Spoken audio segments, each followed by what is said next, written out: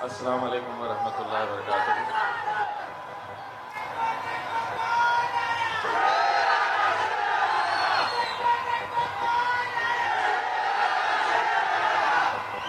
मुंबई मुंबई लो मैं आ गया।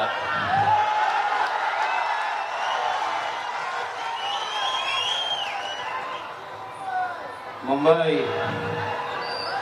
लो मैं आ गया।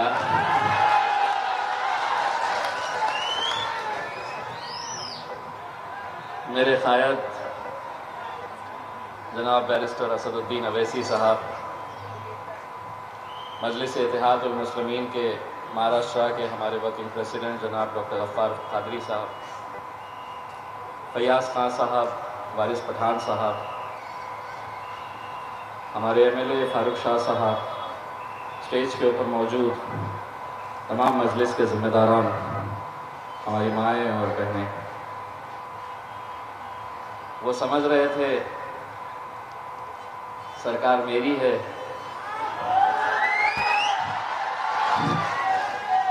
मैं कुछ भी कर सकता हूँ। मैं समझ रहा था आवाम मेरी है, मैं कुछ भी कर सकता हूँ। उन्होंने पूरी ताकत लगा दी, मैं यहाँ पहुँच ना सकूँ, मैंने पूरी ताकत लगा दी।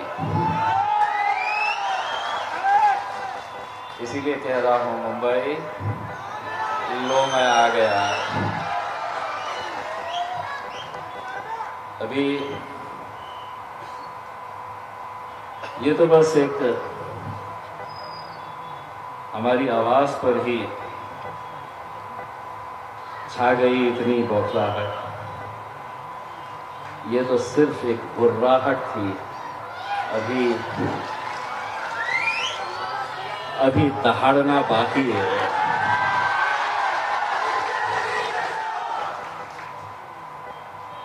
सुबह जब अल्हम्दुलिल्लाह हम औरंगाबाद से तकरीबन 125 गाड़ियों का काफिला लेकर निकले, तो हमारे ये जो चाहने वाले लोग खड़े हैं ना सामने, कौन पता है ना? तो ये सुबह 6 बजे पहुंच गए और बोले हाँ नहीं आने देते। आ गए और बोले मुश्किल है साहब, बहुत पुलिस है, आपको औरंगाबाद से निकलने ही नहीं देते। मैं अल्हम्दुलिल्लाह औरंगाबाद छोड़ दिया। बोले अहमदनगर बहुत पुलिस लगाए, बस वहां से पलट के आना पड़ेगा। मैं अहमदनगर से भी निकल गया। बोले पूना तक तो पहुंच ही नहीं सकते हैं, मैं पूना भी निकल गया। एक जगह पे रुकाए और मुझे कहे कि साहब अब इसके आगे नहीं जा सकते। मैं बोला साहब मैं इमीडिएट वापस जाता हूँ, क्योंकि अगर आप मुझे सड़क से नहीं आने देना चाहते, मैं अपने गाड़ियाँ रखूँगा और पूरे महाराष्ट्र की आवाम से कहूँगा कि ट्रेनों के ऊपर चढ़ जा, देखते हैं कौन कैसा रोकता है।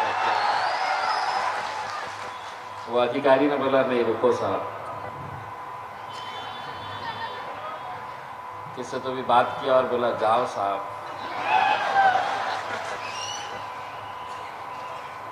लेकिन मैंने आज इन 13 घंटों के सफर के अंदर एक बात का मुझे एहसास हुआ कि लोग यूं ही मजलिस को शेरों की जमात नहीं कहते। कुछ तो है कि इतनी ताकत लगा दी गई। और मैं एक साफ शब्दों के अंदर ये कहना चाहता हूं, और मेरी बात रखने से पहले मैं महाराष्ट्र की और मुंबई पुलिस का तहे दिल से शुक्रिया अदा करना चाहता हूं मुझे मालूम है कि जो रुकावटें पैदा की गई थी इसमें पुलिस का कोई हाथ नहीं था। आप अपना फर्ज निभा रहे थे, मैं अपना काम कर रहा था। लेकिन कौन लोग थे जो इनके ऊपर दबाव डाल रहे थे कि इम्तियाज जलील और असदुद्दीन अवैसी साहब मुंबई तक नहीं आना चाहिए।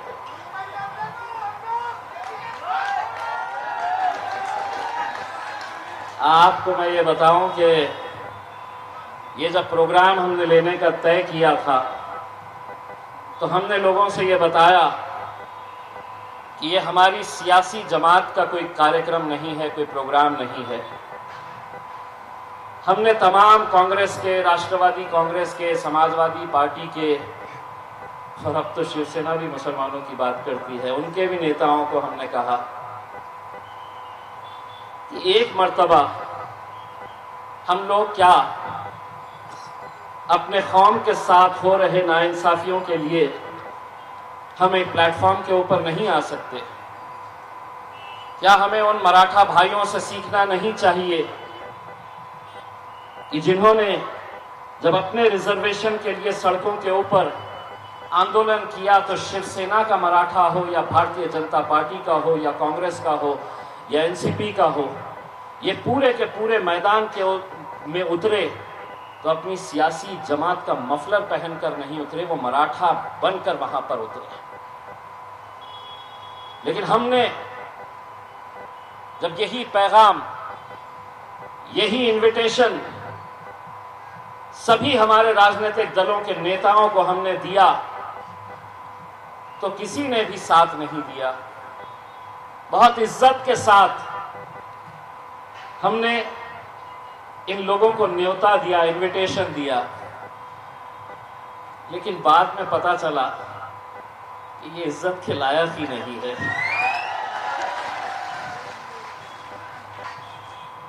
लोगों ने कहा कि क्या कर लेंगे, आप रिजर्वेशन का तो इतना पुराना मामला है, वक्फ की जमीनें अब कहां बची है, आप क्यों इतनी मेहनत कर रहे हैं, क्यों जा रहे?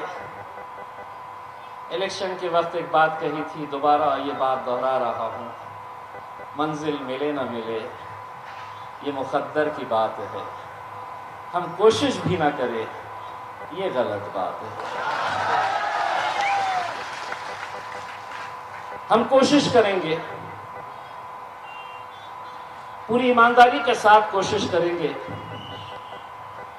और जब ईमानदारी के साथ कोशिश करते हैं तो उसका नतीजे कैसे होते हैं, अल्हम्दुलिल्लाह वही एक नतीजा आपके सामने आज आपका बेटा, आपका भाई खड़ा हुआ है। हमने ईमानदारी के साथ मेहनत की। इसीलिए जब लोगों ने मुझसे, पत्रकारों ने कहा कि आप भाषण में असद साहब क्या बोलने वाले हैं, आप क्या बोलने वाले हैं, तो अब हम सिर्फ भाषण करने के लिए नहीं आए हैं।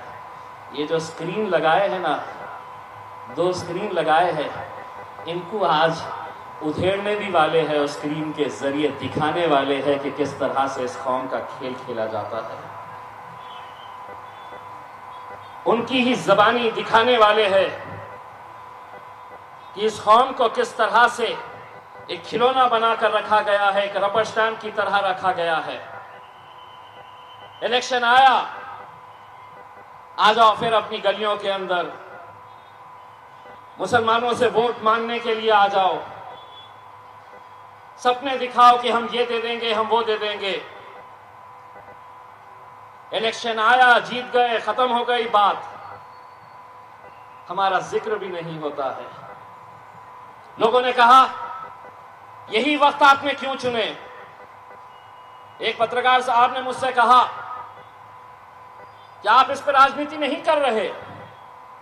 मैंने कहा 100% नहीं, 200% राजनीति कर रहे हैं हम। और यही वक्त क्यों कर रहे हैं कि पूरे महाराष्ट्र के अंदर नगर परिषद के चुनाव है, दोबारा हमारी चौखटों के ऊपर यही लोग आने वाले हैं।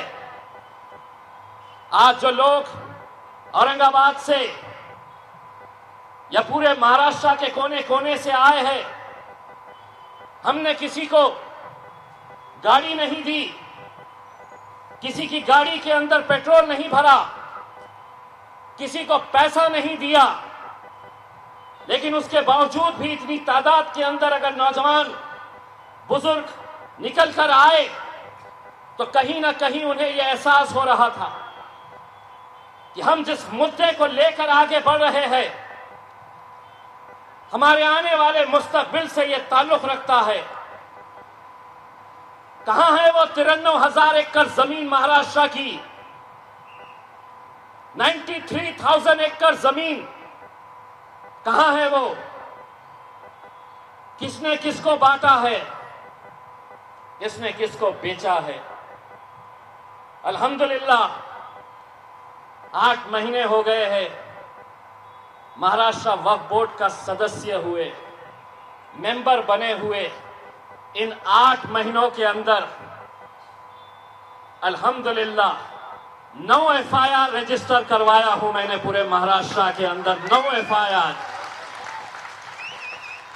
बड़े बड़े धन्ना सेठों के खिलाफ FIR, जो सोचते थे कि हमें कौन रोक सकता है, हम तो पैसों से सबको खरीद सकते हैं और खरीदे हैं। उनके अंदर डर नहीं था, खौफ नहीं था। वो सोचते थे कि हमारा कौन बाल बाका कर सकता है, हम तो पैसों से सबको खरीद सकते हैं। उन्हें क्या मालूम है कि बाजारों के अंदर कुत्ते के बच्चे बिकते हैं।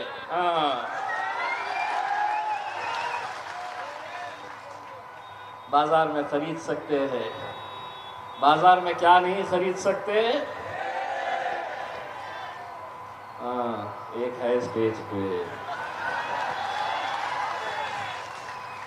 ओरिजिनल एक ही है, बाकी हम छोटे छोटे हैं।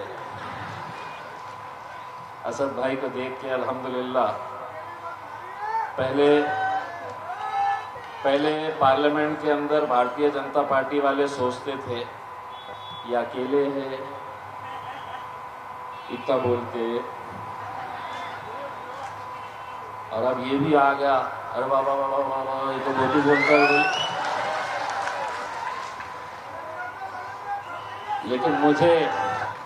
लेकिन मुझे इस बात की खुशी होती है कि जिस शख्स को अल्हम्दुलिल्लाह पूरी दुनिया देखती है, पूरे मुल्क के अंदर अगर कोई एक जांबाज पार्लियामेंट के अंदर खड़े रहकर हमारी हक की आवाज़ वहाँ पर बुलंद करता है, यह अल्लाह का फजल व करम है। उसी मेरे क़ायद के बाजू जाकर बैठने का शर्फ मुझे हासिल हुआ है आप लोगों की दुआओं की वजह से। यह आप लोगों की दुआओं का नतीजा है कि अल्हम्दुलिल्लाह पार्लियामेंट के अंदर जब लोग कहते थे कि ये तो सिर्फ हैदराबाद की एक ही जमात है, हैदराबाद तक महदूद है, ये 1 के 2 नहीं होंगे, तो अल्हम्दुलिल्लाह 1 के 2 हो गए, 2 के 4 होंगे, 4 के 6 होंगे, 6 के 8 होंगे और 8 के 10 भी होंगे। बशर्ते हमें जिस नेक नियति के साथ, जिस एकजहीती के साथ काम करने की ज़रूरत है, अगर उस तरह अगर काम करें, मैं तो मुंबई के नौजवानों के अंदर जो जज्बा और जो जोश देखता हूँ, कभी कभी असद साहब को ये दिल बोलना चाहता है कि असद साहब मुंबई मेरे हवाले कर दीजिएगा, देखिए मुंबई की कैसे काया पलट कर देता कर रहे। हमारे फयाज भाई भी काम कर रहे हैं, वारिस भाई भी काम कर रहे हैं, हमारे कॉरपोरेटर्स भी काम कर रहे हैं, लेकिन कहीं ना कहीं हमको आज ये देखना होगा कि हम सिर्फ ओहदा लेंगे। महाराष्ट्र के कोने कोने से हमने कहा था कि आपको आना है, कुछ लोगों ने बहाने बनाए। मैंने जब मीटिंग लिया तो एक ने कहा मैं 40 गाड़ी लेकर आ रहा हूं, आखिर में लाया 4। एक ने कहा 20 गाड़ियों का तो नंबर लिख लो साहब, लाया 3। घर को जाना पड़ेगा भैया, काम करोगे तो टिकोगे, नहीं करोगे तो आपको भी जाना पड़ेगा, और ये फैसले हमको अपने पार्टी के हक के अंदर लेने पड़ेंगे। जो काम करेगा वो मजलिस के अंदर आगे बढ़ेगा, जो नहीं करेगा उसको घर में जाना पड़ेगा। क्योंकि हम ये जब जज्बा और जोश देखते हैं नौजवानों के अंदर, तो हमें भी ऐसा लगता है कि अगर औरंगाबाद से एक एमपी चुनकर आ सकता है तो मुंबई से हम 4 एमएलए क्यों नहीं चुनकर ला सकते हैं। बशर्ते एक ताकत बनकर खड़े रहने की ज़रूरत है। हमारे आपसी इख्तिलाफात को ख़त्म करने की ज़रूरत है, और अगर हम वो कर पाए तो मैं समझता हूँ कि पूरे महाराष्ट्र के अंदर सबसे ज़्यादा ज़रख़ेज़ ज़मीन कहीं पर है तो वो मुंबई के अंदर है, जहाँ पर हम बहुत अच्छे नतीजे लेकर आ सकते हैं। दोस्तों, ये जब हमने निकलने का फ़ैसला किया, पूरी तैयारी हो गई, और हाँ, मैंने जिस तरह से हमारे पुलिस डिपार्टमेंट का शुक्रिया अदा किया, मैं ये समझता हूँ कि आज का ये कार्यक्रम अगर यहाँ पर हो रहा है तो वो सिर्फ़ और सिर्फ हमारे महाराष्ट्र के working president doctor Gaffar Qadri साहब की मेहनतों की वजह से हो रहा है कि पिछले इतने दिनों से वो यहाँ पर आकर बैठे, और बैठकर उन्होंने जो कुछ भी मुमकिन हो सकता था वो काम किया। वरना ये आलम है हमारा कि पुलिस ने कहा नहीं करना, नहीं करेंगे, ठीक है साहब, नहीं करेंगे, ये मजलिस में नहीं चलेगा।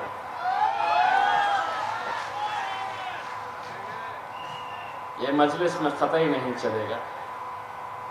इसीलिए जब अलग अलग जगह के ऊपर हमको रोका जा रहा था तो मुझे मालूम था कि पुलिस को तो बेचारे सामने कर रहे हैं, लेकिन इसके पीछे कौन लोग हैं जिनके अंदर ये डर और खौफ पैदा हो चुका है मजलिस की वजह से कि ये जो बैठे हैं ये तो हमारी जागीर थी, ये हमारे अलावा कहां जा सकते हैं। इनको डर दिखाओ कि अगर हमारे साथ नहीं आए तो भाजपा आ जाएगी, शिवसेना आ जाएगी, हम सेक्युलर है, हमको दो। लेकिन जब उन्हें यह एहसास होने लगा कि अब ये कौम भी बेदार हो चुकी है और इसमें भी वो हिम्मत आ चुकी है कि कल तुमसे ये सवाल करेगी कि जिस मुंबई हाई कोर्ट ने 2014 के अंदर तमाम दस्तावेज देखे, एम्पिरिकल डेटा जिसे कहते हैं, मुसलमानों के ताल्लुक से देखा, पढ़ा, समझा, तब अदालत ने यह फैसला लिया, आदेश जारी किया गया कि मुसलमानों का एजुकेशन का परसेंटेज इस राज्य में, इस मुल्क के अंदर सबसे कम है। क्या वजह है कि आज हमारे बच्चे अगर अच्छी तालीम हासिल करना चाहते हैं तो क्या वजह है कि अदालत का फैसला आने के बावजूद भी ये सरकार, ये हुकूमत हमें ये रिजर्वेशन क्यों नहीं दे रही है। मैं और वारिस पठान 2014 से 2019 तक महाराष्ट्र की विधानसभा के अंदर एमएलए थे।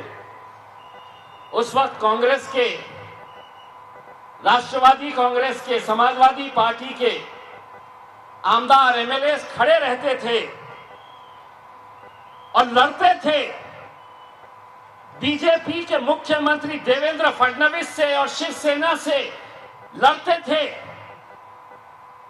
और ये मांग करते थे कि अदालत ने मुसलमानों को 5% रिजर्वेशन दिया है, भारतीय जनता पार्टी, शिवसेना नहीं चाहती है कि इनकी तरक्की हो, मुसलमानों को रिजर्वेशन दो, अदालत ने बोला है। इतने जोरदार भाषण करते थे कि मुझे ऐसा लगता था कि कितने हमदर्द है मेरे कौम के। 2019 के बाद तख्ता पलट गया, अब हुकूमत में आ गए हैं।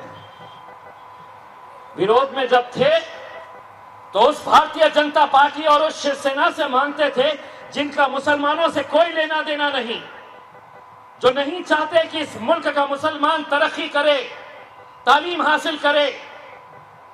लेकिन आज सत्ता के अंदर अगर तुम बैठे हैं, महाराष्ट्र की विधानसभा के अंदर अगर तुम जाकर बैठे हैं, तो तुम्हें वहां पहुंचाने के अंदर यही हमारे गयूर मुसलमानों का हाथ है कि तुम वहां पर जाकर बैठे हैं। लेकिन सत्ता में आते ही तेवर बदल गए। 2 साल से कोई जिक्र नहीं। हमने इंतजार किया कि अब कुछ फैसला करेंगे, तब करेंगे, लेकिन नहीं। जब हमने ये ऐलान किया कि अब हम आएंगे तुमसे सवाल करने के लिए, तो क्या किए? पुलिस वालों को आगे कर दिए, बोले रुकाओ इनको, कैसा तो भी रुकाओ करके। तो मैंने उनको बोला सरकार हमसे डरती है, इसीलिए सरकार हमसे डरती है, इसीलिए पुलिस को आगे। लेकिन यकीन मानिए आप अपना काम कर रहे थे। हमें मालूम है कि कौन कौन लोग इसके अंदर खेल खेल रहे थे कि हम आना नहीं करके कैसी कैसी साजिशें रची जा रही थी।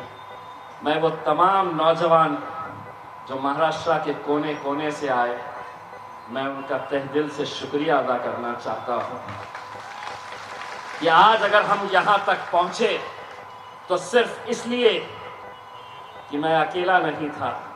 जब मुझे रोकते थे तो वो देखते थे कि मेरे पीछे अल्हम्दुलिल्लाह कितनी बड़ी तादाद और कितनी बड़ी ताकत खड़ी हुई है। हद तो ये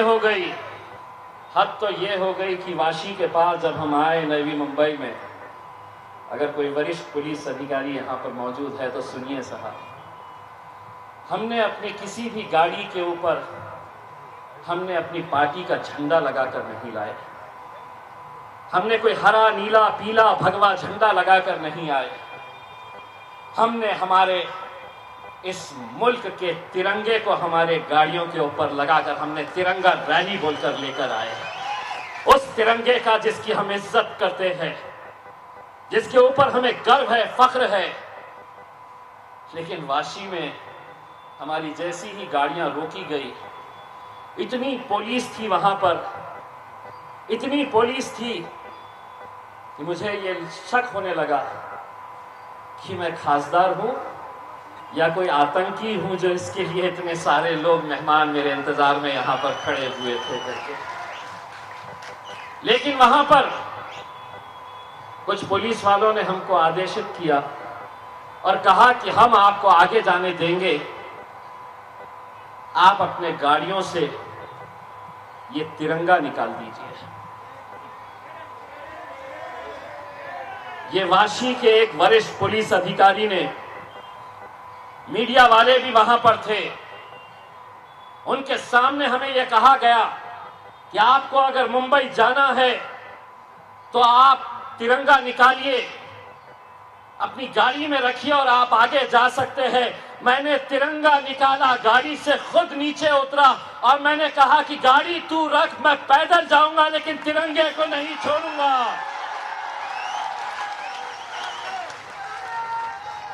और जब मेरे पीछे मेरे नौजवानों ने अपने अपने हाथ में तिरंगा लेकर हम रोड पे चलने लगे, तब पुलिस वालों को एहसास हुआ कि कुछ गलत हो गया है। फिर बोले जाओ, आ गए मुंबई। बस यही हमारा था। ये रुकावटें क्यों और किस वजह से की जा रही है?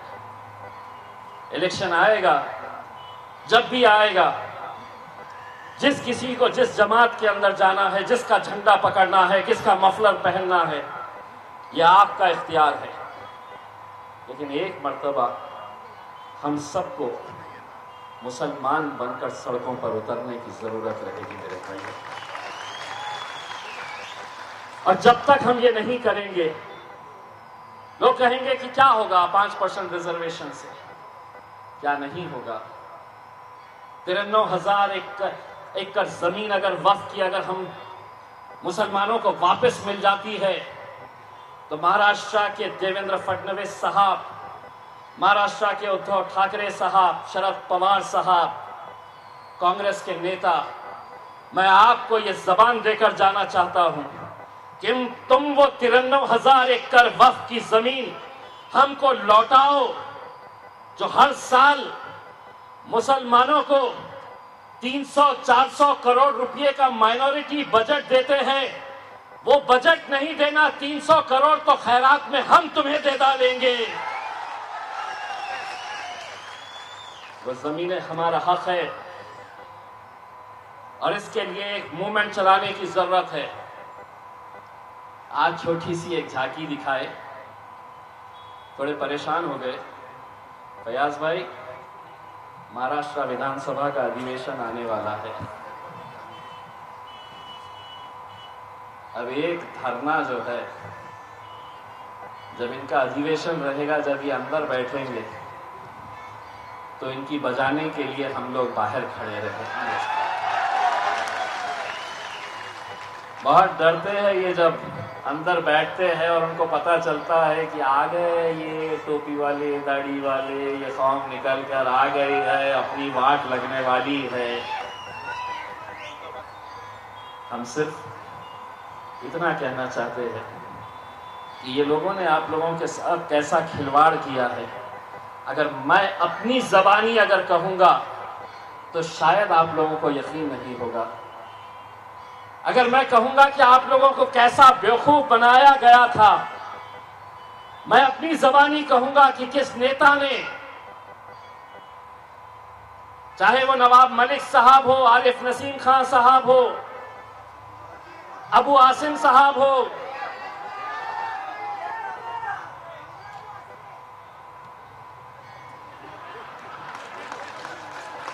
सिर्फ असद भाई ने इजाजत देना, अगला इलेक्शन तो इम्तियाज जलील उनके खिलाफ मुंबई में आके तुम्हारे घर के अंदर लड़के जाएगा और निकाल के जाएगा इंशाअल्लाह।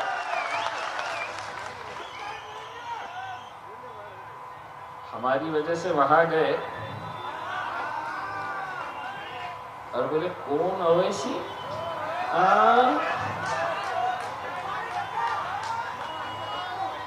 पप्पा, भूल गए। लेकिन मैं यहां जाने से पहले सरकार को ये बताना चाहता हूं कि ये मुद्दे, देखिए इस मुल्क के अंदर मुसलमान माइनॉरिटी के अंदर सबसे बड़ी मेजॉरिटी है। अगर ये मुल्क को तरक्की करना है तो मुसलमानों को पीछे छोड़कर ये मुल्क कभी तरक्की के रास्ते पर नहीं जा सकता। अगर हमको इस मुल्क को आगे बढ़ाना है तो हमारे मुसलमान भाइयों की तरक्की के बारे में भी सोचना पड़ेगा और ये सरकार की जिम्मेदारी है। सरकार में जो बैठे लोग हैं उनके जो करतूते हैं वो मैं आपको दिखाऊंगा, लेकिन सरकार हमसे कितनी डरती है इसका अंदाज़ा मुझे कल रात में हुआ कि कल रात में सरकार ने एक नोटिफिकेशन जारी किया और रात में 12 बजे वो नोटिफिकेशन मुझे भेजा गया। आप अगर पढ़ेंगे तो आपको ये समझ में आएगा कितना डरती है। क्या लिखा है हमारे नोटिफिकेशन में? बोले मुंबई में ओमिक्रॉन है, तो इसीलिए ओमिक्रॉन की वजह से 11 तारीख यानी कि आज और 12 तारीख, ये 2 दिन कोई भी धरना, कोई भी सभा, कोई भी सम्मेलन नहीं होगा 2 दिन के लिए। यानी कि 11 और 12 जब हम यहां पर है तो ओमिक्रॉन, हम जाते ही सब शुरू। अगर आप बोले होते असद भाई इजाजत दिए 13 तारीख के दिन फिर आ जाएंगे गाड़ियां लेके यहां पे, फिर तो रोक नहीं सकते हैं हमारे को। तो ये देखिए कैसी बौखलाहट है कि हमको रोकने के लिए एक ऐसा नोटिफिकेशन रात में 12 बजे निकाला गया कि ये 2 दिन के लिए है, तो हम कोई भी सभा को इजाजत नहीं दे रहे थे। लेकिन उसके बावजूद कि हम यहाँ पर आए, अल्हम्दुलिल्लाह मैं आप लोगों का, तमाम लोगों का तहे दिल से शुक्रिया अदा करना चाहता हूँ। और इससे पहले कि मैं बैरिस्टर असदुद्दीन अवैसी साहब को आपके सामने पेश करूँ, मैं चाहता हूँ कि आप लोग स्क्रीन के ऊपर नजर डालें और देखें। लगाओ इनकी धुलाई करो, लगाओ।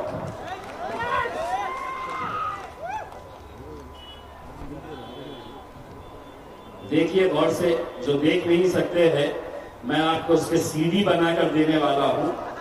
हर इलाके के अंदर स्क्रीन लगाना और खूब चलाना। देखिएगा, बहुत बहुत शुक्रिया।